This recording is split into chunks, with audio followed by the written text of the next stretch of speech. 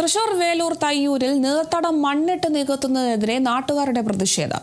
മഴ പെയ്താൽ രൂക്ഷമായ വെള്ളക്കെട്ട് അനുഭവപ്പെടുന്ന പ്രദേശത്ത് നീർത്തടം നികത്തുന്നത് വലിയ പ്രത്യാഘാതങ്ങൾക്കിടയാക്കുമെന്ന് ചൂണ്ടിക്കാണിച്ച് വാർഡ് മെമ്പറുടെ നേതൃത്വത്തിലാണ് പ്രദേശവാസികളും പൊതുപ്രവർത്തകരും രംഗത്തെത്തിയിട്ടുള്ളത്. വേലൂർ പഞ്ചായത്തിലെ 7ാം വാർഡിൽ തയ്യൂർ പള്ളിക്ക് സമീപം മടപ്പറമ്പിനോട് ചേർന്നുള്ള 1.5 ഏക്കറോളം വരുന്ന തണ്ണീർത്തടമാണ് മണ്ണിട്ട് നികത്തുന്നത്. മഴക്കാലത്ത് മുണ്ടത്തിക്കോട്, കോടശ്ശേരി, കാങ്കാട് കുന്നുകളിൽ നിന്നും വലിയ തോതിൽ ഒഴുകിവരുന്ന വെള്ളം ഈ നീർത്തടത്തിലാണ് കെട്ടിക്കിടക്കാറുള്ളത്.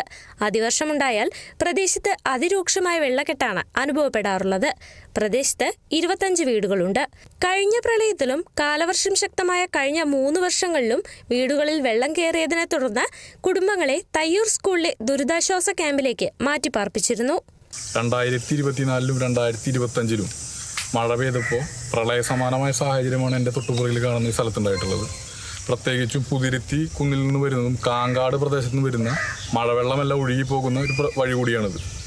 ഇപ്പോൾ ഈ പ്രളയ സമാനമായ സാഹചര്യം വന്ന് ഇവിടെ റോഡ് നിർമ്മാണവുമായി ബന്ധപ്പെട്ടിട്ടുണ്ടായിരുന്നെങ്കിൽ ഈ നമ്മൾ നിൽക്കുന്ന ഈ 1.5 ഏക്കർ വരുന്ന സ്ഥലത്ത് ഒരു അനുമതിയുമില്ലാതെ കഴിഞ്ഞ ദിവസം മണ്ണടിച്ച് നിൽക്കുന്നത് ചിന്തയുണ്ടായിട്ടുള്ളത്.